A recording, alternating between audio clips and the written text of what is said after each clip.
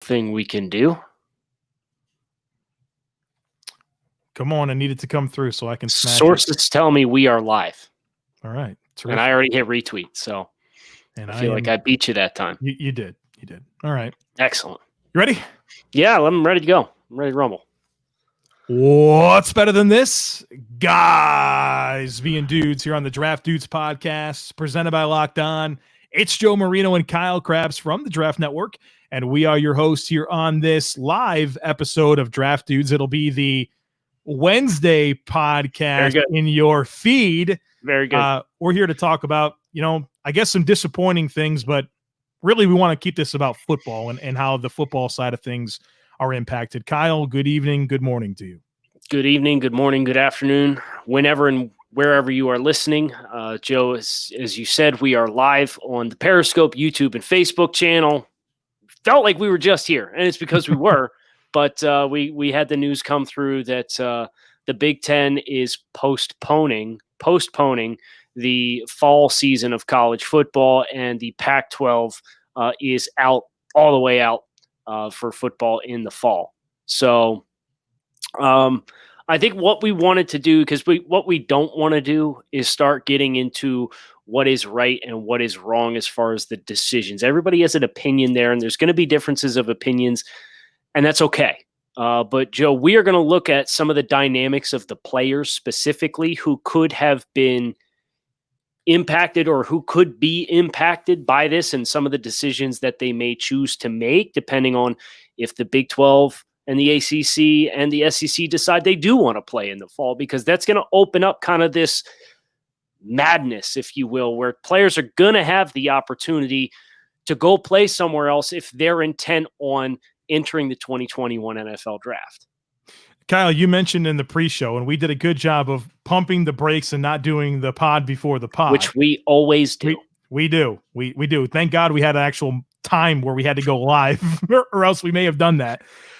You said you had some big thoughts on kind of something that I brought up was like, do we really think that in the aftermath of these postponements or cancellations that there really is going to be this massive influx of transfers, guys that are going to look to play football somewhere else in a conference that is going forward with their schedule as we know it today? Or do you think that's more of a fun discussion, but in all actuality, there's not going to be this influx of transfers? And then I guess before I really get out of the way and listen to you talk here, I want to mention that what type of messaging is this for those existing teams, right? Let's say that you're some cornerback at Wake Forest and you've been, you're a rising junior and you've been preparing and ready to be that cornerback. It's your turn to start, but then all of a sudden Shaun Wade's here.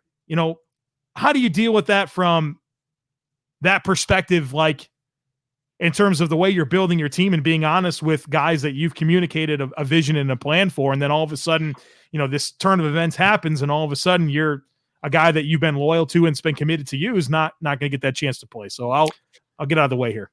Well, I think to the thing that you mentioned there about the dynamics of a player coming in who hasn't been a part of the program, I think everybody kind of understands, like, this is a once in a lifetime kind of situation here, right? Now, I don't think you're necessarily disrespecting or hanging out to dry players who are on your program if you have an opportunity to bring a potential impact player in. But as far as, I was reading the premium Slack, right? And there's guys going back for, Pat Freiermuth to Notre Dame, I think you got to have something to prove to transfer. I don't think guys are going to transfer just to play. I think Shaun Wade is a great example of a guy who could have come out last year, elected to go back. He wanted to pursue a national championship, but he also wanted to prove he could play outside corner. Mm-hmm. You ain't going to prove you could play outside corner at Ohio State this year. Can't do it.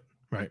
Not before the NFL draft, because if they do play in the spring, which that's a whole different thing, you're going to be in direct conflict with the NFL draft process. So Shaun Wade, if he wants to prove he can play outside corner, is probably not going to have the opportunity to do so at Ohio State now. Where are some places that make sense? You start looking around. ACC is still scheduled to play at this point in time. Joe, did you know Caleb Farley and Wake Forest or I'm sorry, Virginia Tech. Virginia Tech was one of 3 schools that Shaun Wade had a visit with. Yeah. And opted to go to Ohio State. With Caleb Farley opting out, I look at Virginia Tech and I say that's a great opportunity for Shaun Wade to go get the opportunity he was hoping to get at Ohio State with a school that was interested in him and he was clearly interested in throughout the recruiting process. I think those are the kinds of players that really have something to gain, who don't have a lot of experience in a high-value position. Oh, Daniel Falele from Minnesota is another example. He started 19 games at Minnesota. It's not a small sample size, but it's not like think about Mekhi Becton and the jump Mekhi Becton made as far as being a physically dominant football player, an offensive tackle, and how he ended up getting drafted where? 10th? 11th? He got drafted 11th to the Jets. Yeah. Daniel Falele right now is not getting drafted 11th. But if he goes somewhere and has the opportunity to showcase himself and take that next step in his game with his stature and his athleticism, he should be a top 20 pick if he puts it all together. But I don't think you look at the tape that he put on display last year and say, yeah, he's got it all together. So those are the players for me. I don't think like quarterbacks is a completely different story because you're talking about transferring weeks before the season's supposed to start. Mm-hmm. That's an extremely difficult proposition. But guys like Daniel Falele, guys like Shaun Wade, those are the players for me, Hamilcar Rashed over the Pac-12. I think those are the kinds of players who can really gain ground and make themselves money if they would have played and balled out this year that make the most sense. Aiden Hutchinson from Michigan, the defensive end. He had 3.5 sacks last year. You watch his tape, he's a lot better than 3.5 sacks. But you could be damn sure there's going to be questions about his ability to finish if he doesn't get a chance to go play somewhere. Now, he picked Michigan because his dad played for Bo Schembechler and Michigan back in the 80s. He had an offer from LSU. What's to say you don't go transfer down, play at LSU? So players like that.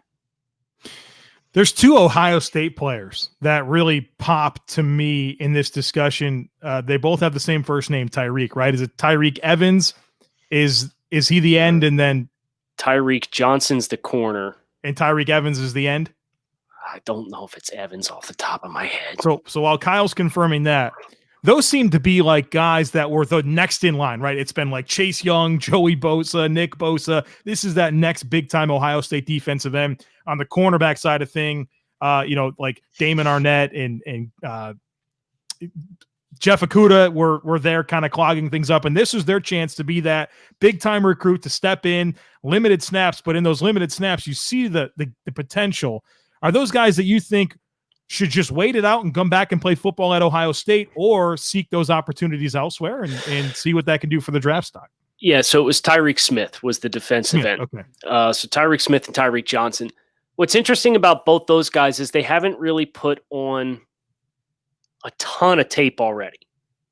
I mean, Tyreek Johnson played, I think 15 snaps was his season high against Maryland. And then he played 13 against Rutgers. And that's like the vast majority of the snaps that he got past year. I don't know, like, is that guy really going to go one and done and turn it into like a college basketball kind of thing? It's not as though he has a lot of momentum on his side. He's starting from scratch. So a player like that as a redshirt or as a redshirt sophomore, I would probably be more inclined, if I were him, to not make any drastic transfer moves to chase the NFL this year. Does that make sense? Yeah. Because it's like Shaun Wade could have been a first-round pick. Daniel Falele is probably going to be a top 50 pick, but could be a top 32 pick. Tyreek Johnson, you're starting at square one. I don't think, from my perspective, if I were in those shoes, I would probably just say NFL wasn't meant to be for me in 2021. I'm going to come back and get him again in 2022. What about on the other side of this, Kyle? I know that you've intimately studied the Big Ten this summer, and so I want to really tap into your knowledge here. What guys do you think about on the opposite side of this, where you say, you know what, man, you've done enough. You're cemented in your draft status. There's no reason to talk about transfers. It's time to get ready for the combine. I think Pat Freiermuth is the first name that comes to mind, the tight end from Penn State. And that was one of the ones in the TDM Premium Slack where everybody's kind of buzzing about, players and if they do transfer, where they would go. What is Pat Freiermuth going to show on tape that he hasn't already? It's Rashad Bateman already made that decision. Micah Parsons already made this decision. If you're perceived to be a first-round guy, I don't think you have a lot to gain by going to play anywhere else. And that brings up an interesting kind of conflict with Justin Fields, right? Justin Fields has been very vocal about wanting to play. But are you going to transfer and change schools 3 weeks before the start of the season or whenever the season's supposed to start at this point? I'm sure that'll be an evolving process as well. But you got to learn a new offense in a month. Right. And you're already perceived to be QB2. And it's the same discussion that we had with Trey Lance when we had our TDN scouting staff meetings. And we talked in depth. We probably talked for 30, 40 minutes about Trey Lance and the dynamics of what do you have to gain versus what do you have to lose? What if you transfer somewhere else and you don't play well because you go to Florida State and you don't have chemistry with the wide receivers and you got to learn this brand new offense with Mike Norvell in a month and you don't play well or you play slow and you get hurt versus right now at this point in time, what is Justin Fields? He's QB2 probably. Worst case scenario is QB3. And we see how the NFL always ends up valuing the potential franchise quarterbacks. So that's where I kind of struggle with, if you're perceived to be a top 20, top 25, Rondale Moore is another example. And I think Rondale is at least interesting because he had some durability issues. He missed 8 games last year, right? But he had a whole bunch of 100-yard receiving games. He had 2 100-yard receiving games and 4 tries in 2019. So even he, despite the fact that he missed 2/3 of the season, was really explosive and looked to be every bit as good as what he was his freshman year last year. What about Wyatt Davis, guard from no reason to play? He's good, right? He's a top 25 pick. Yes, I think Wyatt Davis and even the center, Josh Myers, I don't think they have anything to prove. I don't think they have a lot of ground to gain. Like Josh Myers, it's the same thing. Okay, you're center 2, you want to go chase down Creed Humphrey? You're probably not going to chase down Creed Humphrey. You as a center are still probably going to be a top 50 pick. So I think and some of that comes to positional value too, in my opinion, right? It's like you're a center or running back and you're perceived to be a top 50, top 40 pick. What's the point? I mean, you're splitting hairs and you're taking a risk by changing your environment and putting yourself into so much unknown with a very short amount of time to make that decision. So I think it's really the guys, when I tried to work through and pick guys, it was a lot of, because I wrote this article for TDN Tuesday afternoon. It was 5 dream pairings between Big Ten prospects and transfer destinations. It was like running back, Journey Brown to Texas. That's a very straightforward, cut and dry transition. You think about Sean Wade, corner. You're going to go play outside corner? Okay, yeah, go play man-to-man coverage on the outside.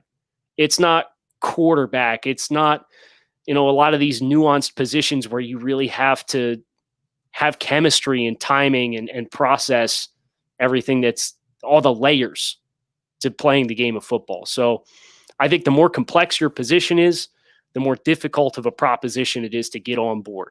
But with all that said, please give me Daniel Falele to Alabama. If we get one transfer, what an amazing, we went through in our scouting staff Slack channel, Joe. Falele was recruited and had an offer from Alabama before he chose Minnesota. That offensive line, he was already teammates at IMG with Neal, who started left guard for them last year and is projected to be the right tackle and take over for Jedrick Wills. So they don't have an incumbent right tackle right now. Their offensive line, it would be like Leatherwood's 315, Neal is 360, their center is 344, Brown is 360 at right guard, and Falele would be 400 pounds at right tackle. This would have to be the biggest offensive line in the history of college football. I need it. Speaking of offensive line, obviously I did a bunch of work on the ACC this summer. And one thing that's really interesting about Clemson, a team that I'm not super high on this year, they only return 17 career starts on their offensive line, and every one of them is left tackle Jackson Carman. That is it. All right, so I know they already lost Justin Ross, but that is a team that if I'm looking for transfers to bring in, I'm calling up Dylan Raduns from North Dakota State, or whatever, Michael Manet from Penn State, the center. I mean, sure, there's other good offensive linemen even going to the Pac-12. That's a team that I don't know their ability to bring in guys in terms of their scholarship, availability, but they should be looking for those answers. I know they probably have some really highly touted recruits, but for Clemson, that hasn't really mattered, right? They had who was that left tackle that they had? Just every award in the world. He was a 5-star, started as Mitch Hyatt. Yeah, he won every award you can win as a college offensive lineman. He was the highest recruit. He started as a true freshman. The guy didn't get drafted. So they haven't really scouted and recruited offensive line well, even though they get big time recruits. Or they're not developing them. So getting more finished products from other schools could be a really nice bonus for them. Right, especially when you have Trevor Lawrence going into this year where he loses T. Higgins, where he doesn't have Justin Ross, and 4 new starters on the offensive line. You might as well make sure your starters are good. Yeah, that's what I would be doing. If I was Clemson, I'd be looking for that in a big way. All right, let's see. We did get a couple questions, Joe. Couple worthwhile discussion points. This one came from Jack in the premium Slack. Saw someone tweet that without the 2019-2020 season, Joe Burrow would have been a 5th-round pick. Which QB do you think is most likely to be that day 3 player now who would be a 1st-round pick or potential to be a 1st-round pick if they would be able to play this year? Joe Burrow himself said if he didn't have last season, he'd probably be looking for a job right now. It's more than just Joe. Think about Cam Newton if he never had 2010 at Auburn. Baker Mayfield, Kyler Murray, Mitch Trubisky. I mean, these guys wouldn't have been drafted where they were drafted if they didn't have that last year. Yeah. So is there that we kind of had this conversation a little bit when we did the TDN scouting staff meetings, and we tried to figure out who would be that guy. And we didn't really come to any confident conclusions, right? There were some players that we liked. I like some of the things I saw from Penn State, Sean Clifford, as a toolsy athlete at the position.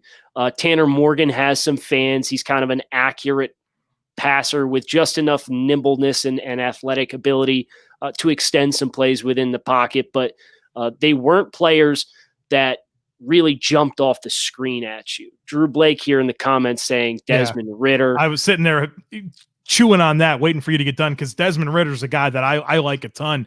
And I think just from a traits perspective, he's got it all. He's 6'4", 220 pounds. He's got a big arm. He can run. He's a very talented runner. I think for him last year, I almost felt like he started the season so well with the deep ball that he just kept forcing it. And he needed to just play a little bit more in structure, take the layups when they were there, and just kind of just learn how to really use his gifts. But that's a guy, man, that's oozing with talent. Right now the AAC is in, so we don't have a concern about him not playing. But if they were to cancel things, that's a guy that I thought could take a big step and really challenge for being one of the top 4 or 5 quarterbacks off the board. I don't want to turn my nose up at this option for Mitch Daugherty either. And he said Sam Ellinger. He's got Texas. fans. He's got fans. He's got fans. And, kind of his evolution as a college quarterback, I said college quarterback, reminded me a little bit of what we saw from the start to end of Dak Prescott's career with Mississippi State, where he was primarily a runner to start. And he kind of surprised with his passing improvement through the end of his senior season. And what was that? 2015 was his final season at Mississippi State. Goes to the Senior Bowl and has a nice week. And it's like, he's kind of built the same way, kind of attacks the position the same way that Dak did early on in his career at Mississippi State. So I think that's an interesting name, and definitely a name who, if he shows improvements as a passer, and there's plenty of improvement to be had, let's be completely honest, but if he shows improvements as a passer, he's got the intangibles perspective that's definitely going to move the needle for some people. Kyle, from the Pac-12 side of things, the big name out of the Pac-12 is Oregon left tackle Penei Sewell. Yes. Even today, this afternoon, Brian Baldinger on Twitter's saying that he's got some Walter Jones in him. You want to talk about high praise, brother. About Walter Jones, a Hall of Fame 9-time Pro Bowler, man. Is this a player that, kind of like think think about, Greg Rousseau from Miami, who's in, right? I mean, yeah, Sewell's shown more than Rousseau. You think that he's in? You think he waits it out? I mean, is this a transfer candidate? There's no reason to transfer. If you wanted to play and Oregon was going to play football this year, that'd be one thing. Yeah. But I don't think you uproot and move somewhere else across the country just to play for the sake of playing. I'd be checking into the nearest athletic training facility and start my prep for the NFL Combine. You're going to be a top 5 pick at the absolute worst based on your tape, right? Mm-hmm. And I'd start making sure my nutrition was up to snuff and start working on my interview process. And because he ain't going to the Senior Bowl or anything else either, right? Like he's going straight to the Combine, and you're going to get one job opportunity. You might get a pro day. Be interesting, if they do end up playing some spring football with some of these conferences. What do you do with the pro days? You put the pro day at the beginning of the season and distract the players who weren't considering the NFL draft. You put it at the end of from a logistics standpoint, there's so many things that need to be ironed out here and figured out. You mentioned when you were talking about quarterbacks, just certain positions compared to others may not make sense to go try to find a gig right now. What do you think about safety, and specifically Javon Holland, the safety from Oregon, who has a lot of fans, but is a player that I think could use another year of good tape out there? Would you be advocating for him to try to find some work, or do you look at the safety position and cohesiveness of secondaries and, just different responsibilities and gelling with those guys as that being a position where that could backfire just because of the dynamics of playing safety? I think he's versatile enough that he can step into a more vanilla role to start. And I do agree with you. I think from a tape perspective, the more tape for him, the better. Right? Because he was a buzzy name because he's versatile and he flashed around the ball a ton. And then you actually watch his tape and it's like, okay, like you're a nice player, but like, are you going to be able to pull that off at the pro level with your functional athleticism? And that's kind of like the book on him. I think it'd be great to get him in the SEC if you had the opportunity to. Even maybe the Big 12 to another extent where you can face off against some of these spacing teams and play on an island and play out in space a little bit. And I know there's some of that in the Pac-12, but you get even more of it to the umpteenth degree in the Big 12. So he would be a player that if I found an opportunity and a fit that I liked, I'd probably look for another opportunity to play and get some tape, because you could start him in just, you want to play him in nickel. You can do that to start. You want to have him be big nickel and run the alley in run fits, or play shallow zone and just start there, and then you can kind of stack on throughout the course of the season as it goes. I think that's a reasonable proposition to make. Two guys that I wanted to ask you about when we said, hey, we want to go live tonight and talk about this stuff. Mm-hmm. Two names that immediately came to my mind were these super freaky athletes in the Big Ten, the pass rushers, one from Penn State, Jason Owa, and then from Michigan, K. Whitty Pay. I mean, freaks, right? Total freaks. Mm-hmm. Are these guys that need to maybe just stick it out and play where they are? Or do you think that they can go somewhere and have monster years and capitalize on freak athleticism and go be high draft picks? I think Pay has enough at his disposal where I don't think he has to prove any. I think he has less to prove than what Aiden Hutchinson does, his teammate there at Michigan. What you would have got from Pay this year would have been, with Josh Uche out of the building, you would have got more splash plays. You would have had more of the opportunities that Josh Uche had. But this is a man in K. Whitty Pay that's listed at 6'4", 275, and is one of Bruce Feldman's top freak athletes at the edge position in this year's NFL draft. He had 6.5 sacks and 12.5 tackles for loss last year. So it's not like he didn't get a ton of opportunities. He's still got plenty of production. It's just, and I'll say this as TDN, when we watch the college all 22, we don't have the luxury of putting like the filters on, right? And only finding like certain plays where like Pay pass deflection or Pay tackle or Pay sack or Pay tackle for loss. You got to watch the full tape from start to finish. So it's really annoying to watch Michigan when they rotated these guys so much, but the plays are there, and if you put, Michigan defensive tape through a fine-tooth brush. I think you see plenty of opportunities with pay, whereas Jason Owen was more of a rotational guy. And what's interesting for him is he's so young that he might kind of fall into the bucket of Tyreek Smith and Tyreek Johnson a little bit, where it's like, man, like how intent were you on going this year? Because if you were dead set on leaving, then yeah, you got to go transfer and play somewhere else to get more tape.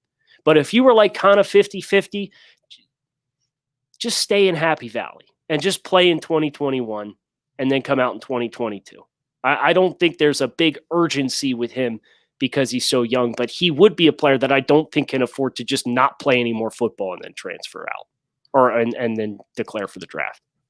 Kyle, the last thing I want to get to from my notes specifically and get your take on was we've kind of talked about this from the player's perspective, from the team's perspective, but what about the NFL perspective? How do you think the NFL is processing this and knowing that they're not going to have their normal opportunity to really scout these football players, and they've got to make investments? There's still going to be 250 plus players drafted, next spring.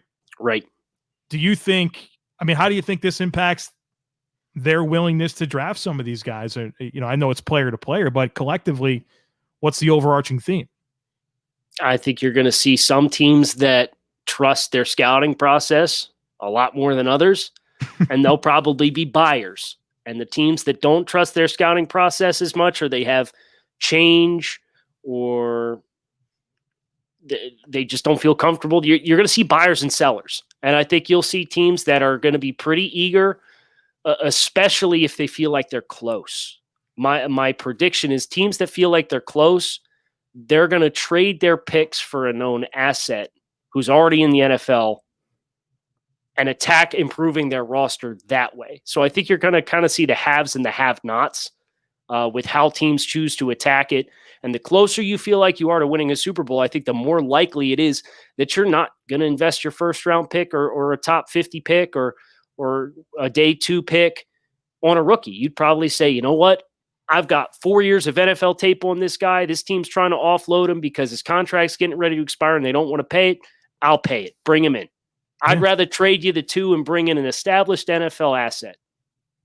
Well, and that was going to be my thought here, is that I think we will see more movement within the draft, but particularly when it comes to teams giving up draft capital for proven players. Yeah. And it helps me stomach the Jamal Adams trade a whole lot more for the Seattle Seahawks, a team that struggles to make good picks in the first round.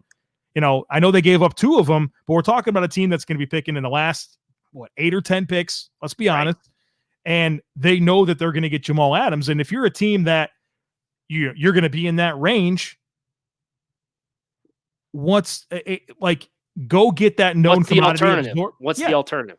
To take a risk on a guy that you're not going to have the same information on. And it could lead to some interesting competitive balance and maybe kind of change some of the life cycles for some teams. But, if I'm a team picking in the late first round, I'm going to be really interested potentially in giving up my first round pick to get somebody that I know can help me and go compete. And, there's going to be teams that are going to want those opportunities to, like you said, trust their scouting process, get younger, and maybe even get more for what they could have traded for. Right.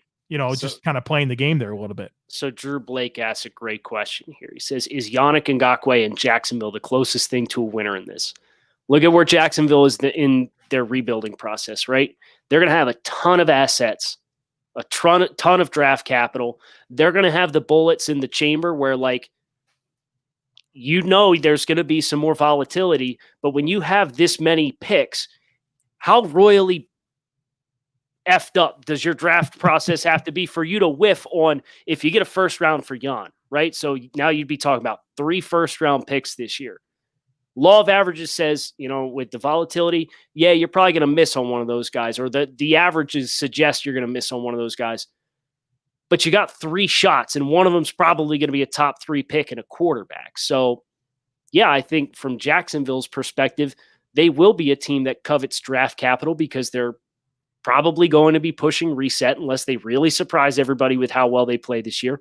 Yannick is desperate to get out of Duval County, so he's got to be loving anything that potentially increases his odds of getting out of there.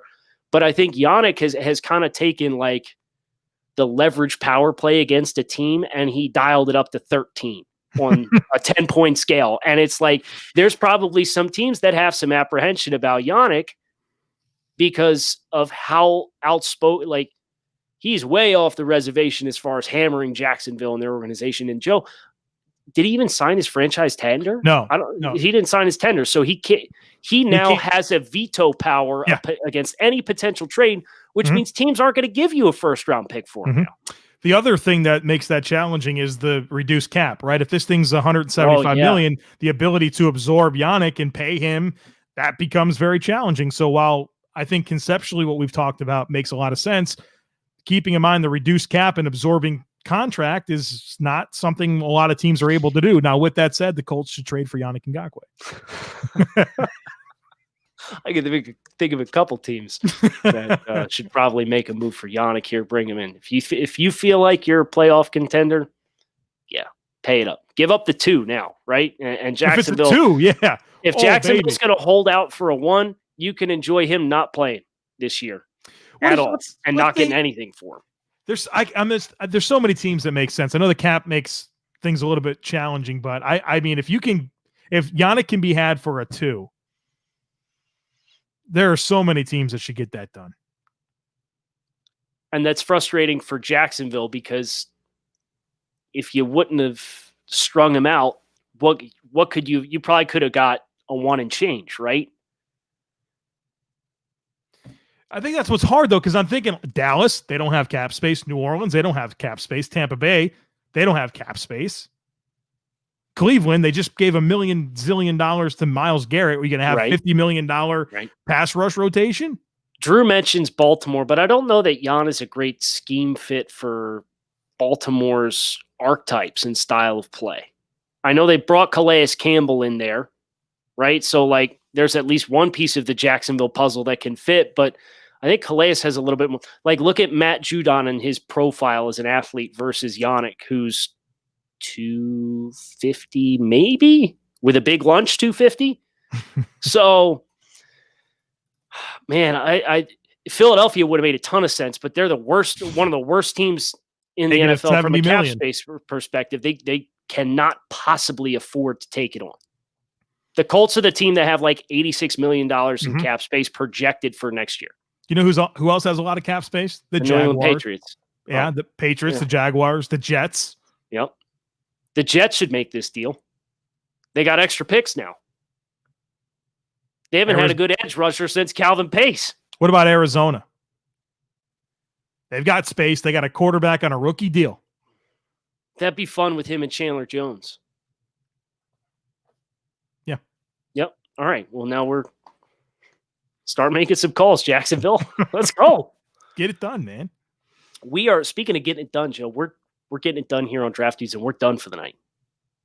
This was a solid 35 minutes of content for the people reacting to the fallout of the Big Ten and Pac-12 decisions that came through today. And, you know, there will be a lot of fluidity to this process for these players and for the teams and the conferences as well as they try to figure out what this is going to look like, because we have entered into some uncharted waters. So definitely some storylines to continue to monitor. And as those things arise, we make sure we will touch on them here with Draft Dudes. So if you're watching live, and there's been a ton of you guys that have been following along with us, we're really grateful to have you watching Facebook, YouTube, Periscope /Twitter. If you are listening to the podcast via your phone or smart device or whatever it is that you typically listen to podcasts to, we typically do these things at 8 p.m. It's typically on Mondays and Thursday, but Joe, today was not a typical day in the NFL draft realm. So we decided to hop on and have a little bit of fun and talk about this live. So I want to thank everybody for tuning in. Make sure you hit subscribe on the Draft Dudes podcast. Come check us out Mondays and Thursdays, live 8 p.m. Eastern Standard Time, as we get you guys involved with the show. Kyle Crabbs signing off with Joe Marino.